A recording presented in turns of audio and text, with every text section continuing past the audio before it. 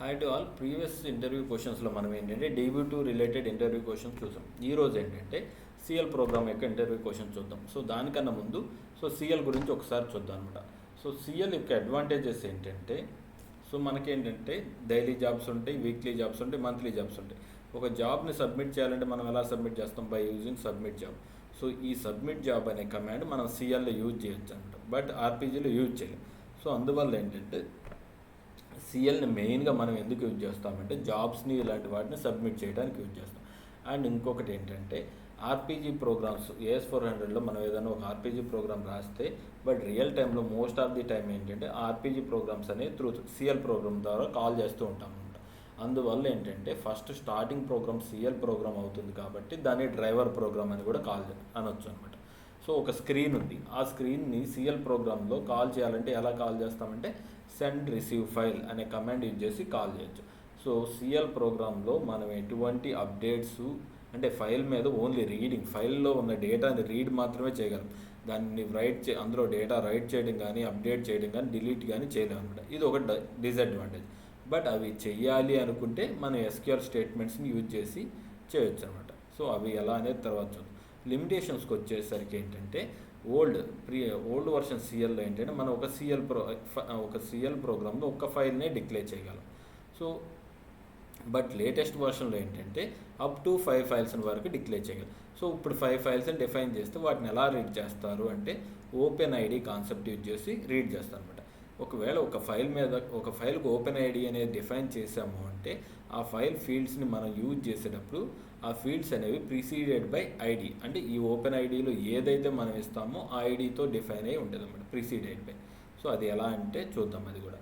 ఇక్కడ ఏంటి, సబ్ ఫైల్స్ని రిపోర్ట్స్ని డైరెక్ట్గా కాల్ చేయలేము. ఒకవేళ కాల్ చేయాలనుకుంటే ఇవి ఒక ఆర్పీజీ ప్రోగ్రాంలో మనం డిఫైన్ చేస్తాం కదా సబ్ ఫైల్స్ని రిపోర్ట్స్ని, ఆర్పీజీ ప్రోగ్రామ్ని ఇక్కడ కాల్ చేసుకుని సిఎల్లో కాల్ చేసుకుని చేసుకోవచ్చు. At the same time right operations, update, delete operations అనేవి చేయలేము. 1 by 1 చెక్ చేద్దాం అనమాట. ఫస్ట్ మనకేంటి, సిఎల్లో ఒక వేరియబుల్ ఉంది. అదేంటి క్యారెక్టర్ టైపు. వాల్యూ ఏంటి, వెల్కమ్ టు సిఎల్ ప్రోగ్రామ్ ఉంది. అదేంటి, నెక్స్ట్ ఒక డెసిమల్ వాల్యూ ఉంది. దాన్ని మనం సిఎల్లో ఏంటి ఓన్లీ క్యారెక్టర్ వాల్యూస్నే డిస్ప్లే చేయగలం. న్యూమరిక్ కానీ డెసిమల్ వాల్యూస్ని కానీ డైరెక్ట్గా డిస్ప్లే చేయలేం. ఒకవేళ డిస్ప్లే చేయాలంటే వాటిని క్యారెక్టర్ వాల్యూలో కన్వర్ట్ చేయాలి. దానికోసం ఏంటి ఇది ఇలా క్యార్ అనే బిల్ట్-ఇన్ ఫంక్షన్ యూజ్ చేస్తాం. ఓకేనా. ఇప్పుడు దాన్ని కంపైల్ చేస్తున్నాను. కంపైల్ చేసి కాల్ చేస్తాను. కాల్ చేస్తే ఏమొస్తుంది, వెల్కమ్ టు సిఎల్ ప్రోగ్రామ్ వచ్చింది. ఇంకోటి ఏమొచ్చింది, 100 వచ్చింది. బట్ ఇక్కడ ఏమి యూజ్ చేసాము, సెండ్ యూజర్ మెసేజ్ అనేది వాడాం. సిఎల్లో ఒక సిఎల్ ప్రోగ్రాంలో ఒక డేటాని డిస్ప్లే చేయాలంటే మనకి సెండ్ యూజర్ మెసేజ్ అనే ఒక కమాండ్ ఉంది. At the same time send program message అనే కమాండ్ కూడా ఉందన్నమాట. 2 కమాండ్స్ ఉంటాయి. డిఫరెన్స్ ఏంటంటే యూజర్ మెసేజ్ అంటే అది సపరేట్ స్క్రీన్లో డిస్ప్లే అయింది ఇందాక. ఇప్పుడు ప్రోగ్రామ్ మెసేజ్ అనేది వాడదు. ఇది వాడితే ఏమైంది చూడండి, ఎండ్ ఆఫ్ ది ఇదే స్క్రీన్లో బాటంలో. ఇక్కడ ఏంటి, ప్లస్ ఉంది. ఈ ప్లస్ దగ్గర కర్సర్ పెట్టి పేజ్ డౌన్ నొక్కాను. అప్పుడు ఏమైంది, సెకండ్ వాల్యూ అనేది 100 అనేది చూస్తుంది. ఇప్పుడు ఏంటి, ఇక్కడ ప్లస్ లేదు. ఒకవేళ ప్లస్ ఉంటే అగైన్ ఇంకో రికార్డ్ ఏదో కింద ఉన్నట్టు. లేదు అంటే లేనట్టు అనమాట. అన్ని రికార్డ్స్ డిస్ప్లే అయినట్టు. ఓకేనా. ఇలా అనమాట ఒక వేరియబుల్ని ఎలా డిక్లేర్ చేస్తాము ఇది. క్యారెక్టర్ వాల్యూని అయితే డైరెక్ట్గా డిస్ప్లే చేయొచ్చు. న్యూమరిక్ వాల్యూని చేయాలంటే దాని క్యారెక్టర్ వాల్యూగా కన్వర్ట్ చేయాలి. ఓకే కదా. నెక్స్ట్, ఒక సిఎల్ ప్రోగ్రాంలో మనం ఎన్ని ఫైల్స్ని డిఫైన్ చేయొచ్చు. నేను 5 ఫైల్స్ అన్నా. ఇప్పుడు ఏం చేస్తున్నానంటే ఇక్కడ ఆల్రెడీ 5 ఫైల్స్ ఉన్నాయి. 6th ఫైల్ ఇంకోటి డిఫైన్ చేస్తున్నాను. ఏమి ఇస్తానంటే దీనికి 4 అని ఇస్తాను. ఇది వచ్చేసరికి ID06 అని ఇచ్చాను. ఇప్పుడు ఫైల్ చేసి చెక్ చేద్దాం. నేనేంటి ఓవరాల్గా చెప్పాను 5 ఫైల్స్ అని, బట్ మనం చెక్ చేసుకోవాలి కదా. ఇప్పుడు చూడండి 6 డిఫైన్ చేస్తే ఏదో ఎర్రర్ వచ్చింది. అది ఏం ఎర్రరో మనకి ఇంకా తెలియదు. అది చెక్ చేద్దాం. బాటంకి వస్తే చూడండి మనకి 10 to 19 లెవెల్ ఎర్రర్స్ 12 ఉన్నాయి. 30 to 39 లెవెల్ ఒకటి ఉంది. అంటే ఆ ఎర్రర్ ఏంటి, ఫస్ట్ ఆ ఎర్రర్ చెక్ చేసుకుందాం. 30 లెవెల్ ఎర్రర్ చూడండి, declare file command specified more than allowed in the program. ఏంటి, ఆ ప్రోగ్రామ్ అలౌ చేసేదానికన్నా సిఎల్ ప్రోగ్రామ్ అలౌ చేసేదానికన్నా ఎక్కువ మనం డిఫైన్ చేసామంట. ఇప్పుడు ఏం చేద్దాం అంటే లాస్ట్ ఒకటి తీసేద్దాం. ఫైల్ చేశాను. కంపైల్ చేస్తే కంపైల్ అవుతుంది. ఇదనమాట. ఏంటంటే సిఎల్ ప్రోగ్రాంలో మనం అప్ టు 5 ఫైల్స్ వరకే డిఫైన్ చేయొచ్చు. ఇప్పుడు మల్టిపుల్ ఫైల్స్ డిఫైన్ చేశాను. వాటిని ఎలా రీడ్ చేస్తాం, బై యూజింగ్ ఓపెన్ ఐడి. చూడండి ఫస్ట్ దానికి 01, 02, 03. సో ఇప్పుడు రిసీవ్ ఫైల్, ఒక సిఎల్లో ఒక ఫైల్ని రీడ్ చేయాలంటే మనకున్న కమాండ్ ఏంటంటే receive file. So first question ఏంటి, సిఎల్లో ఎన్ని ఫైల్స్ డిఫైన్ చేయొచ్చు, ఓల్డ్ వర్షన్ అయితే 1, లేటెస్ట్ వర్షన్ అయితే 5. ఫస్ట్ క్వశ్చన్ అయిపోయింది. ఒక సిఎల్ ప్రోగ్రాంలో ఎన్ని ఫైల్స్ని ఒక ఫైల్ని ఎలా రీడ్ చేస్తాం బై యూజింగ్ రిసీవ్ ఫైల్. 2 క్వశ్చన్లు అయిపోయింది. సో ఇప్పుడు ఓపెన్ ఐడి యూజ్ చేసినప్పుడు ఏమేమి చేంజెస్ ఉంటాయి, రిసీవ్ ఫైల్ అనేది యూజ్ చేసేటప్పుడు మనం ఏంటంటే రికార్డ్ ఫార్మాట్ నేమ్ ఇవ్వచ్చు, ఇవ్వకపోవచ్చు, బట్ ఇది ఆప్షనల్. బట్ మీరు మ్యాక్సిమం రికార్డ్ ఫార్మాట్ నేమ్ ఇచ్చే దాన్ని కాల్ చేయడానికి ట్రై చేయండి. కాల్ చేయడం అంటే రీడ్ చేయడానికి ట్రై చేయండి. సో ఓపెన్ ఐడి ఇస్తే కన్ఫర్మ్గా ఓపెన్ ఐడి ఇవ్వాలి. ఎందుకు, ఇప్పుడు 5 ఫైల్స్ ఇచ్చాను, నేను ఓపెన్ ఐడి ఇవ్వలేదు, ఏ ఫైల్ని రీడ్ చేస్తుంది అది? సో అందువల్ల ఓపెన్ ఐడి అనేది మ్యాండేటరీ అన్నమాట. ఓకేనా? ఓకే. తర్వాత ఈ మాన్ మెసేజ్ అనేది కనపడుతుంది. సో ఇది ఎందుకంటే సిఎల్ ప్రోగ్రాంలో ఎర్రర్స్ని ట్రాప్ చేయాలంటే ఎలా చేస్తామంటారు. సో మాన్ మెసేజెస్ యూజ్ చేసి చేస్తాం. ఓకేనా? ఇంతవరకు క్లియర్ కదా? ఓకే. మాన్ మెసేజ్ అన్నాం. సో మాన్ మెసేజెస్ ఎన్ని టైప్? Second question. So mon messages అనేవి 2 టైప్స్ అన్నమాట. ఒకటి కమాండ్ లెవెల్ మాన్ మెసేజ్, ఒకటి program level mon message. So మనకి ఇవన్నమాట 2 టైప్స్ ఉంటాయి.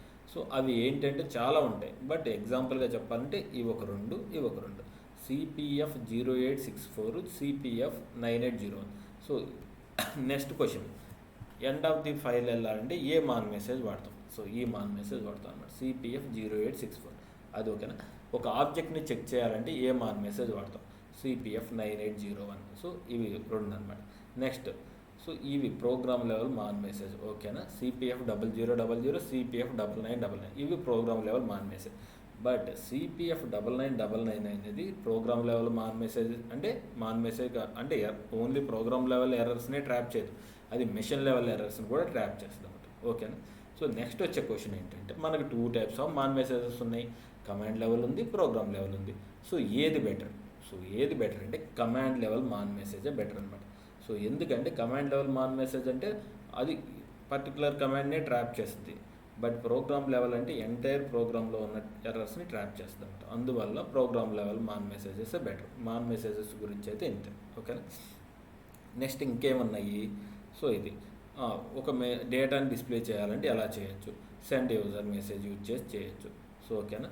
సో ఓన్లీ న్యూమరిక్ వాల్యూస్నే, ఓన్లీ క్యారెక్టర్ వాల్యూస్నే డిస్ప్లే చేయాలి.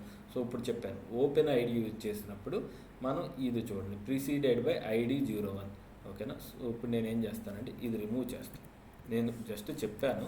సో చూడండి, జస్ట్ నెంబరే వాడుతున్నాను. ఇప్పుడు చెక్ చేద్దాం ఏమైనా ఎర్రర్ వస్తుందో లేదా. ఫైల్ చేశాను, సో కంపైల్ చేశాను. ఓకేనా? ఎర్రర్ వచ్చింది. ఆ ఎర్రర్ ఏంటో చూద్దాం.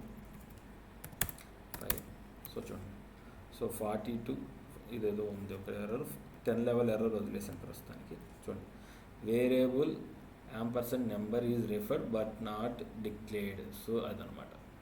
ఇది డిక్లేర్డ్ అంటే ఫైల్లో ఉంది, బట్ యూజ్ చేసేటప్పుడు ఎర్రర్ వస్తుంది. ఎందుకు వస్తుంది ఆ ఎర్రర్ అంటే, సో సింపుల్గా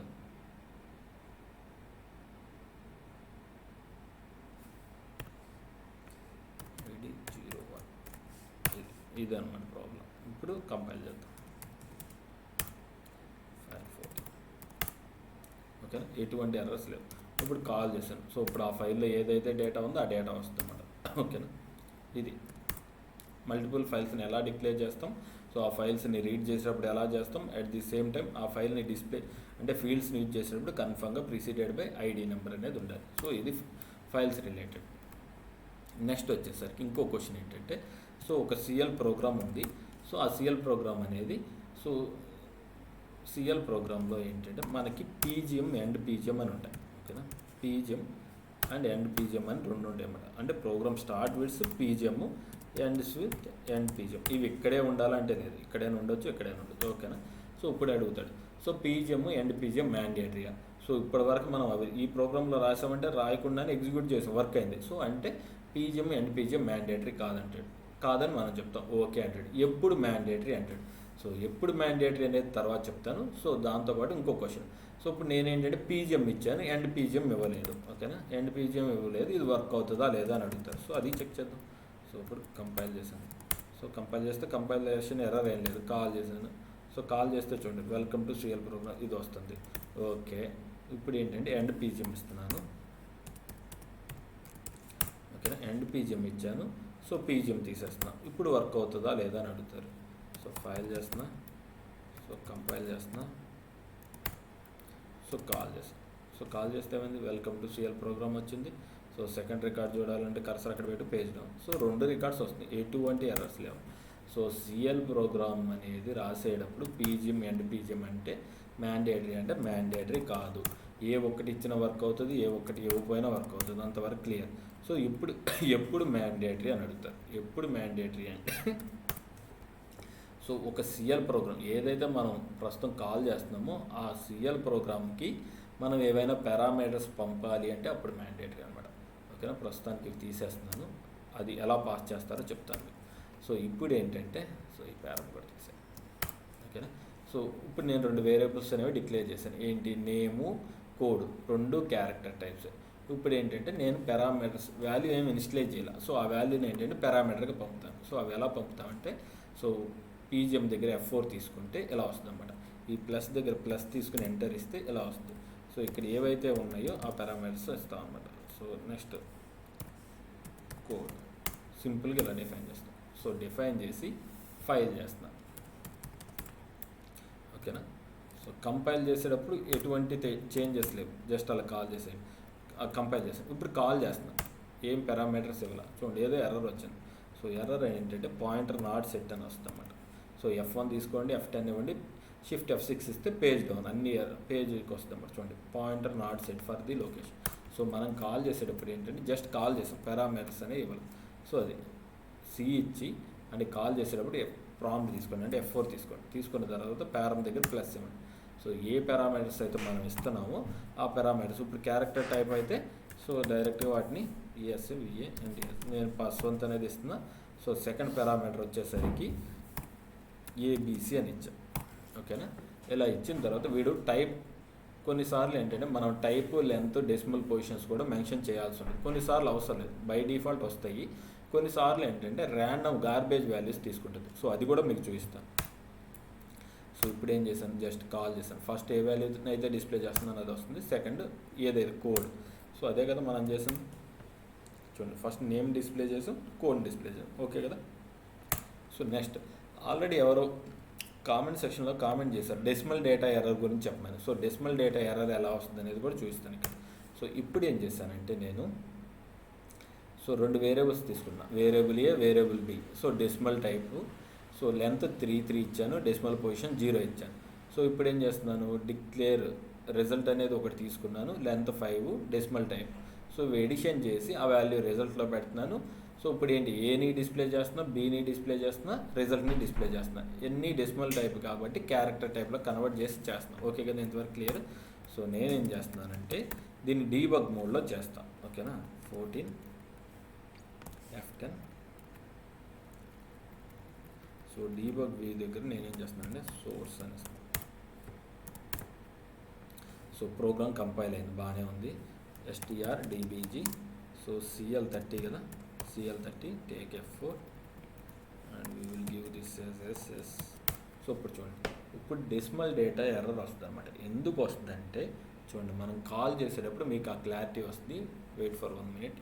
సో కాల్ చేసేటప్పుడు ఏంటంటే మనం ఇందాక క్యారెక్టర్ వాల్యూకి ఎలా అయితే ఇచ్చామో అలాగే డైరెక్ట్గా ఇచ్చేద్దాం, ఎటువంటి మనం ఇవి డిఫైన్ చేయొద్దు. సో ఏంటంటే సో కాల్ చేస్తున్నాను, కాల్ చేసేటప్పుడు పారామీటర్స్ ఇస్తున్నాను. సో పారామీటర్ ఏమి ఇస్తున్నా అంటే వాల్యూ 10 ఇచ్చాను.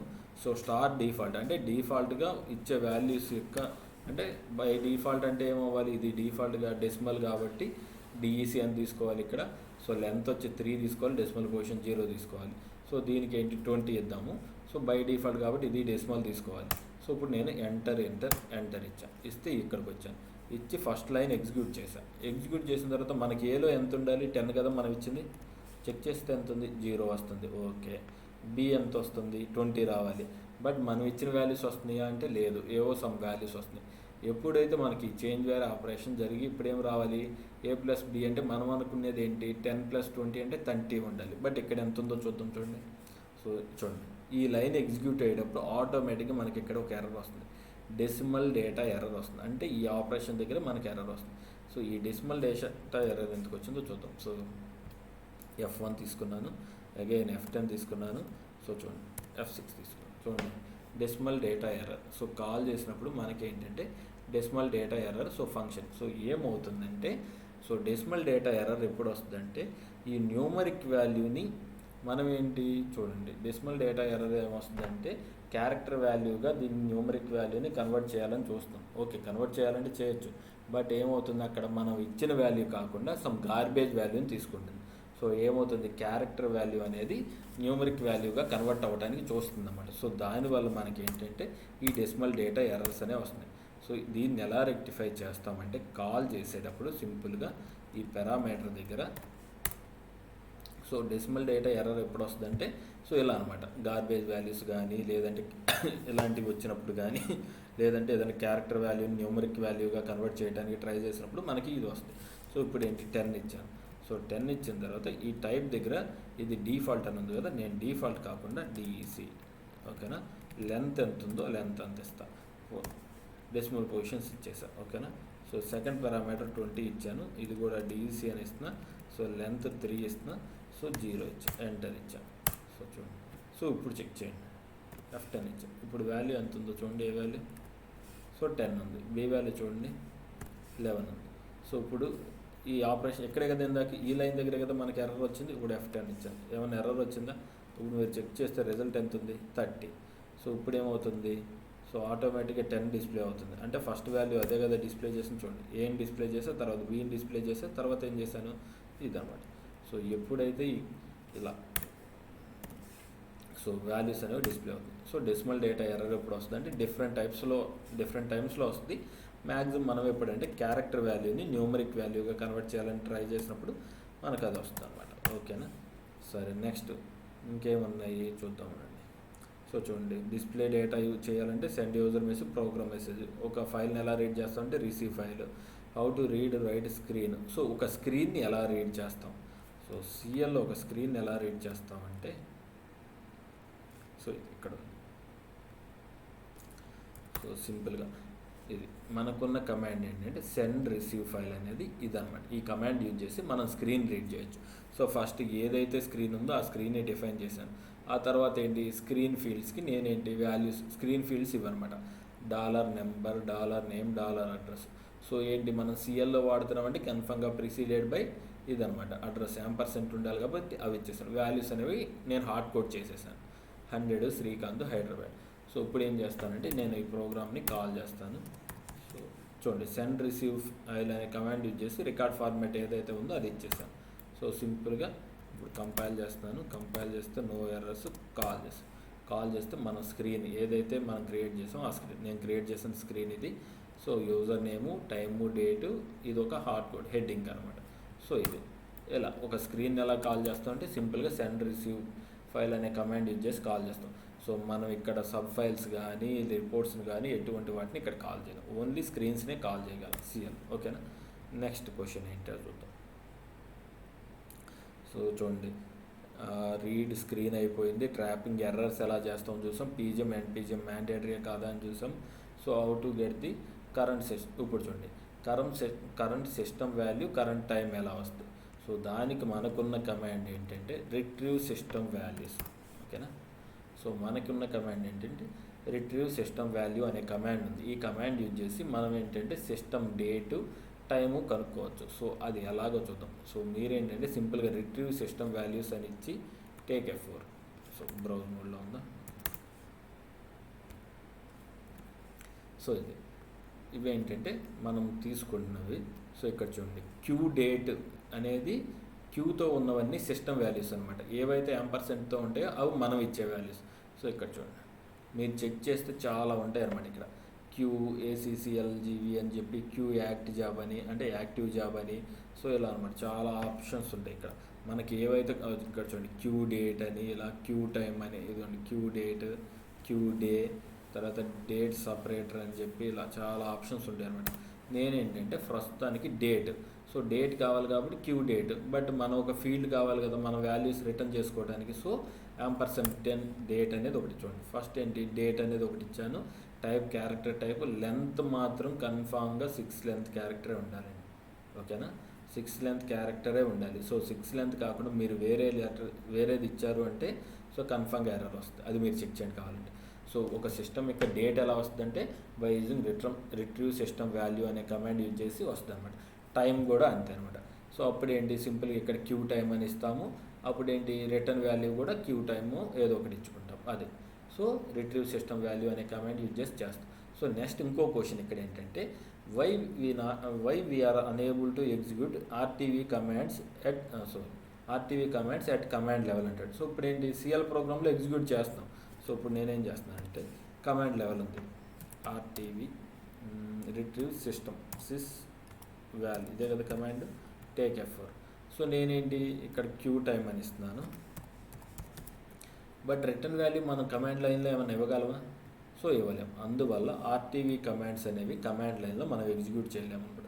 సో లేదంటే చూడండి ఆర్టీవీ సిస్ వాల్యూ, నేను జస్ట్ ఎంటర్ ఇస్తా చూడండి command RTV not allowed in this settings. So ఇక్కడ ఏంటంటే ఆర్టీవీ కమాండ్స్ అనేవి కమాండ్ లైన్లో ఎగ్జిక్యూట్ చేయలేము, ఎందుకంటే ఈ ఆర్టీవీ కమాండ్స్కి రిటర్న్ వాల్యూస్ ఉన్నాయి. ఏంటి ఆర్టీవీ కమాండ్స్ అంటే ఓన్లీ ఇది ఒకటే కాదు, మీరు కావాలంటే ఏదైనా ఒక కమాండ్ మీకు తెలియకపోతే వాటిని చూడాలనుకుంటే ఆర్టీవీ అంటే ఆ కమాండ్ ఎంతవరకు తెలుసు అంతవరకు ఇచ్చింది తర్వాత ఇలా స్టార్ ఇచ్చి ఎంటర్ ఇస్తే ఇవన్నమాట. ఇవన్నీ ఆర్టీవీ కమాండ్స్. ఇవి ఏవి మనం డైరెక్ట్గా ఎగ్జిక్యూట్ చేయలేం, వీటికి కన్ఫర్మ్గా రిటర్న్ వాల్యూస్ ఉంటాయి.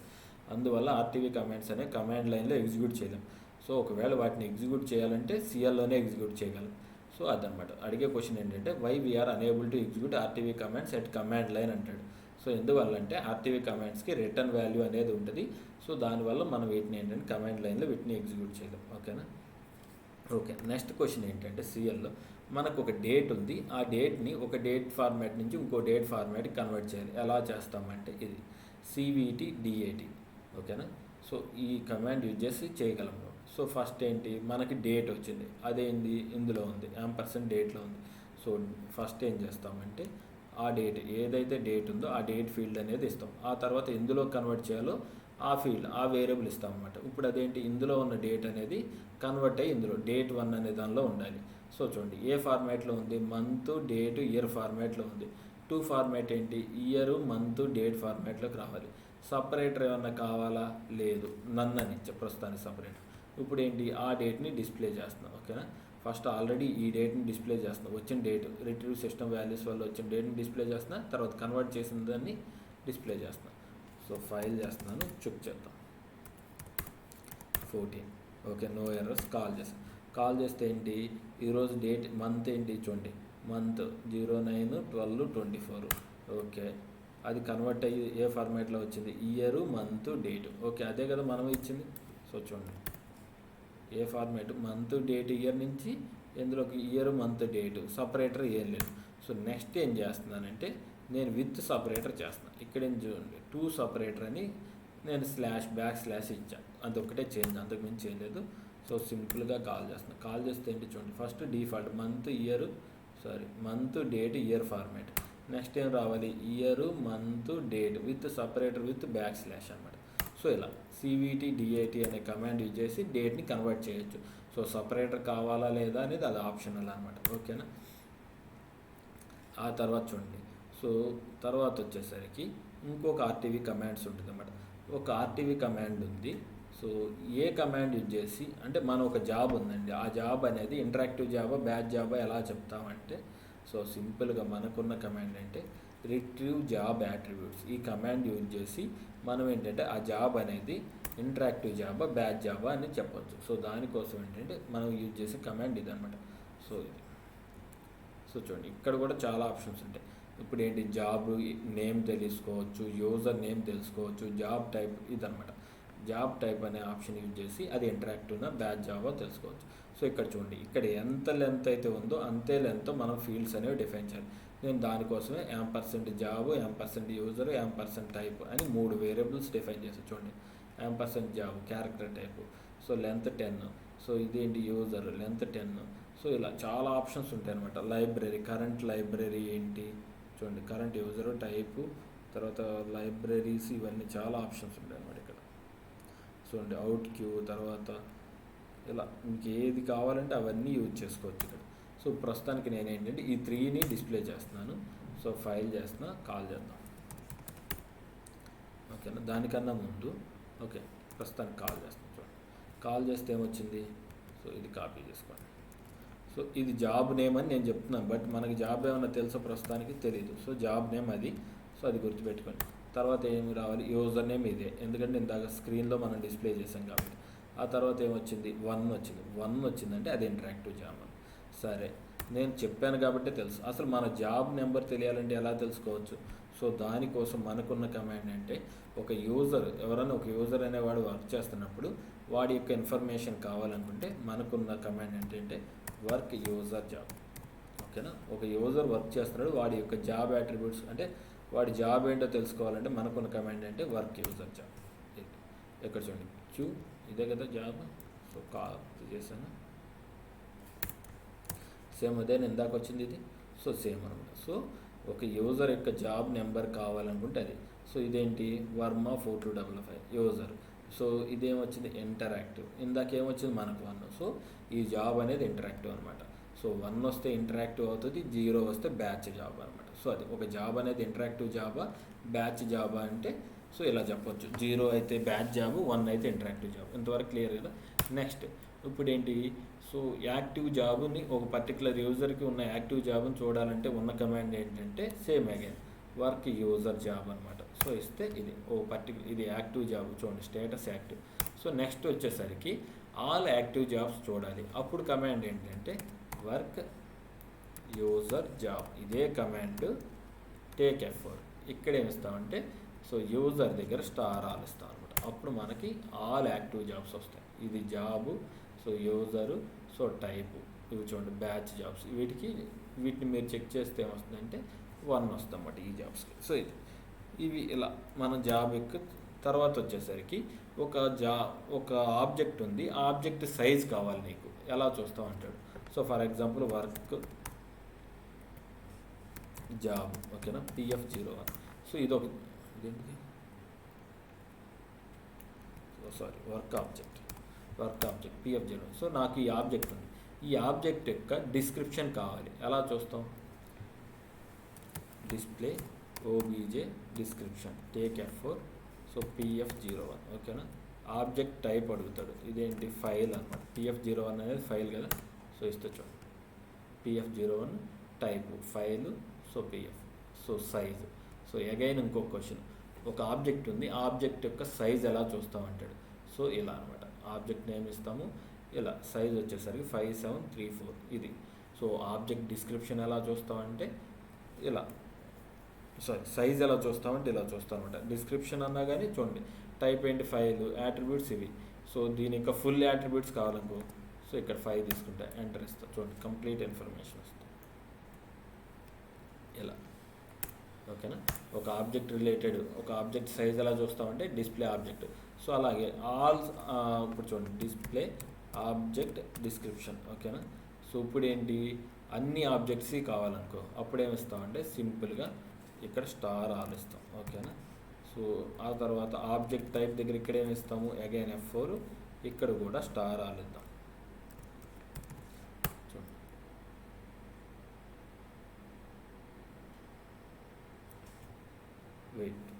చూడండి ఇప్పుడు అన్ని ఆబ్జెక్ట్స్ వచ్చినాయి. ఇది ఫస్ట్ ఆబ్జెక్ట్, టైప్ ఏంటి ప్రోగ్రాము, సో ఇది యాట్రిబ్యూట్, సైజు, టెక్స్ట్ ఇది.